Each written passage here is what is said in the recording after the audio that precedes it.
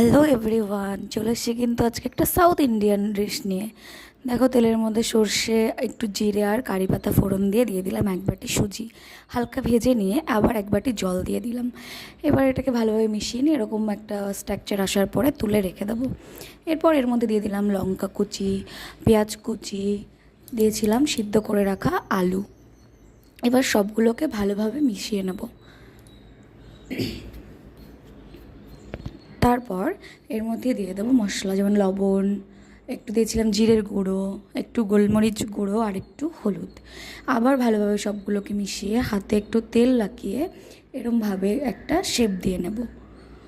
দেখতেই পাচ্ছ, গোল করে মাঝখানে এরমভাবে ছিদ্র করে দিয়েছি।